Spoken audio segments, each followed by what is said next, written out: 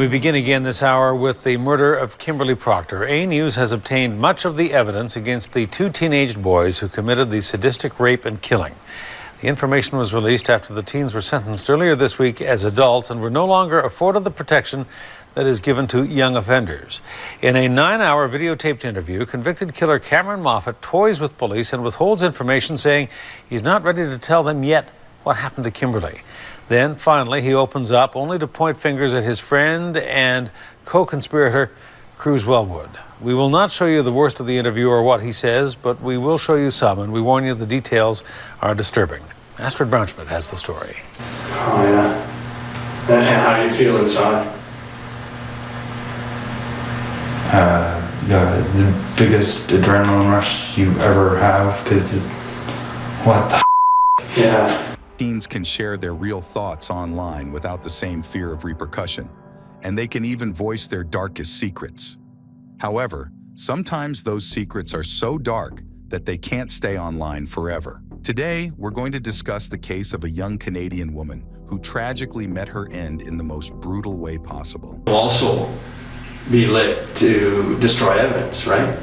You destroy evidence. Like, the only thing you can't destroy is damage, like the bones and stuff. Yeah, you can't destroy that. But you can't see bruises, all sorts of stuff. Police were baffled when a charred body was discovered hidden inside of a hockey bag. But with further investigation and over 1.4 billion pages of data transcripts, it was a clue in the popular game World of Warcraft that eventually led to her killers. Fred and Lucy Proctor started their new year off with the best gift possible in 1992. On January 1st, they welcomed a daughter into the world. They named her Kimberly. The family lived in Langford, a town on Vancouver Island, just a short ferry ride from Seattle. Kimberly grew up loving animals.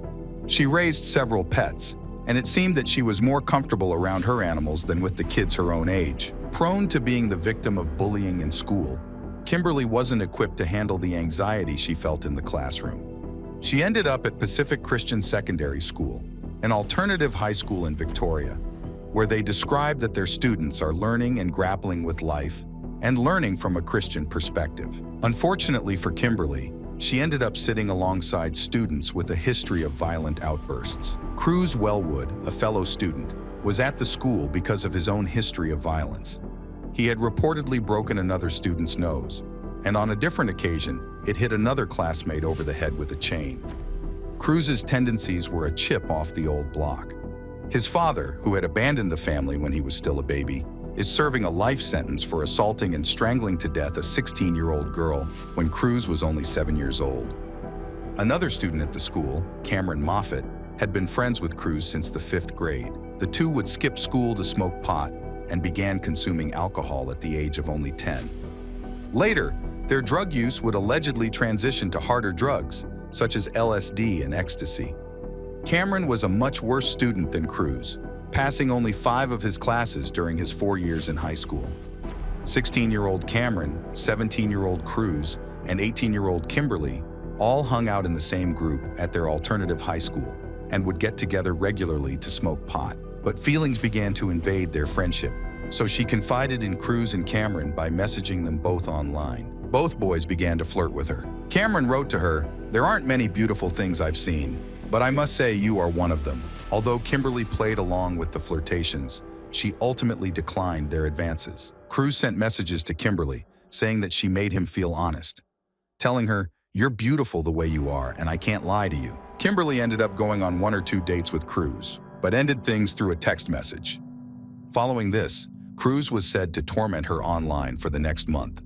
The longtime childhood friendship between Cruz and Cameron had gradually developed into something much darker and more violent. The two would get together to watch aggressive adult videos and would carry on conversations online, fantasizing about assault. They were high the majority of the time and even began experimenting with drinking blood and other bodily fluids. The next known contact between Cruz and Kimberly happened the same night she was messaging online with Cameron. She switched between the two conversations, telling Cruz that she was surprised to hear from him. Cruz wrote that he wanted to apologize and asked Kimberly if she had plans the next day because he wanted to hang out with her. He told her that he had to tell her something in person. Kimberly replied saying that it was also sudden and she was shocked when she got his message. She asked him to call her, the two talked on the phone for about an hour. But unknown to Kimberly during the call, Cruz merged it so that Cameron could also listen in. Kimberly agreed to meet Cruz the following morning at the Langford bus exchange. During the conversation, the two boys messaged back and forth, relishing in their dark fantasies. Cruz wrote to Cameron, "I'm going to rip her nose ring out and burn her flesh." Cameron recommended, "Why not keep her bound and alive?"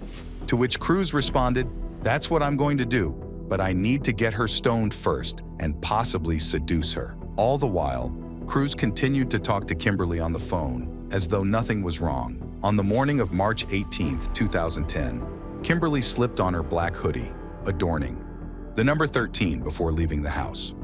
Around 10:30 a.m. that morning, Kimberly met up with Cruz and Cameron at the Langford bus exchange as she'd planned. Cameron had entered the Canadian Tire Home Improvement store earlier that morning to purchase about $17 worth of camping fuel. The three of them talked for a bit before heading to Cruz's house on Happy Valley Road. The two boys had planned an attack on Kimberly the night before.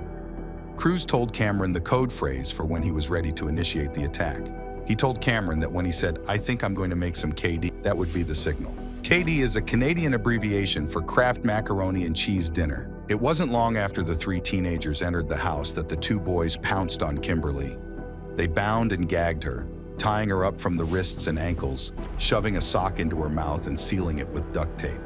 For hours, they took turns assaulting and beating the helpless girl, living out the twisted fantasies they had discussed with each other before stuffing her into a freezer. Her official cause of death was asphyxiation, as she slowly and painfully ran out of oxygen inside the freezer. At one point during the torture, possibly while Kimberly was still alive, Cruz logged into his computer and sent her one last message, presumably trying to give himself an alibi. In the message, he asked her if she was done babysitting. While on the computer, other friends messaged Cruz after noticing that he was online. After one of these friends complained that Cruz wasn't responding, as he had continued his sinister activities, he eventually wrote back, "Sorry, the freezer was jumping around." The following day, Cameron and Cruz stuffed Kimberly's lifeless body into a hockey bag. Cameron, the stronger of the two, was able to carry the bag to the public bus stop, where they, along with Kimberly's corpse, boarded the bus heading for a popular hiking trail. Getting off the bus near the Galloping Goose Trail, they carried the body into the woods and under a bridge. They covered the bag in the camping fuel that Cameron had purchased the previous day before setting it on fire. During their time under the bridge, Cruz sent a message from his phone, one that he would come to regret. The boys then continued on as if nothing had happened. Later that day, Cameron had brunch with his mother and grandmother, who ended up buying him a video game afterward. Cruz then spent the day at his house with a girl he was dating.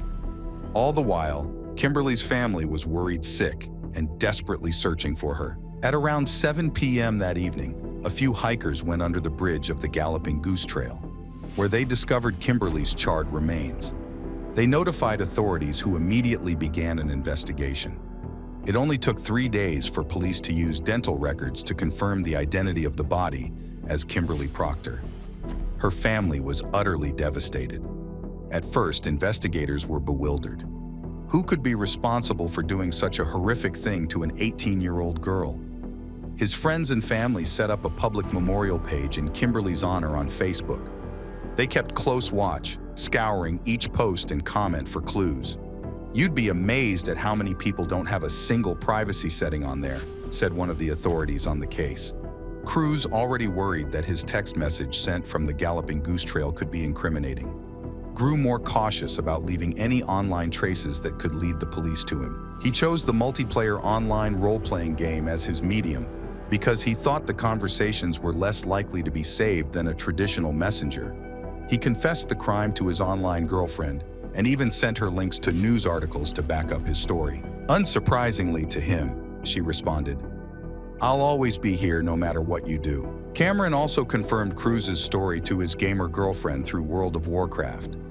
When the girl asked Cruz if he felt sorry for Kimberly's friends and family, and quote, "all whose lives you have ruined," Cruz replied, "No, I don't feel bad for them." For the next few weeks, Cruz attended school intermittently, while fellow students mourned the loss of Kimberly. He had outbursts in class when the subject of Kimberly came up, telling one student, "I'm glad she's dead. I hated her," Cruz and Cameron bragged to themselves over online chat rooms that they were getting away with the murder. Feeling confident, Cameron wrote to Cruz, "Since we killed that and it wasn't too hard, we should do it again." We have to be careful of efforts to vilify and to create monsters. Yes, what they did was monstrous, and I think we need to now look forward a little bit too and think about, how is this going to help their recovery? Eventually, the two boys were brought in and questioned by police. Although they admitted to seeing Kimberly the morning of her murder, they said she left early to go to school. Investigators weren't convinced, and it wasn't too long before they had enough evidence to monitor both of them officially. Portions. I'm telling you the truth. I'm just not telling you every single little thing that happened down to the tiniest grain of detail that can come up into my mind. Mm-hmm. And trust me, there's a lot of really disgusting. Why can't you bring yourself to talk about that? Because.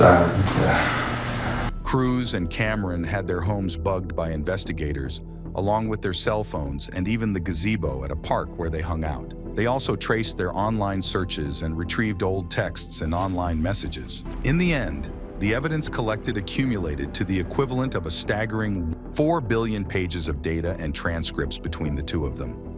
Cruz and Cameron were both arrested on June 18, 2010. Both boys were said to be extremely calm when taken into custody. 2 days later, police began to interrogate Cameron.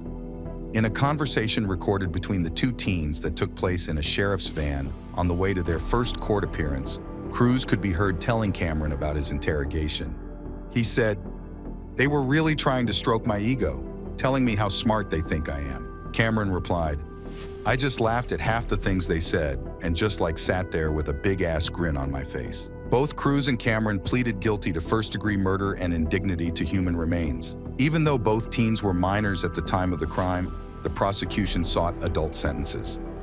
Almost a year after the murder, a Canadian court sentenced Cruz and Cameron to life in prison with no chance of parole for 10 years. It's important that this sort of information be available to the public.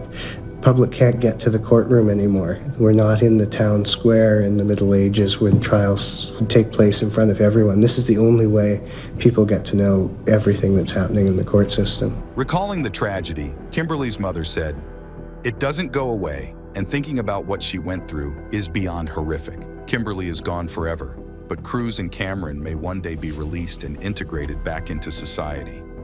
What are your thoughts about the chance that these killer boys could eventually be let out of prison?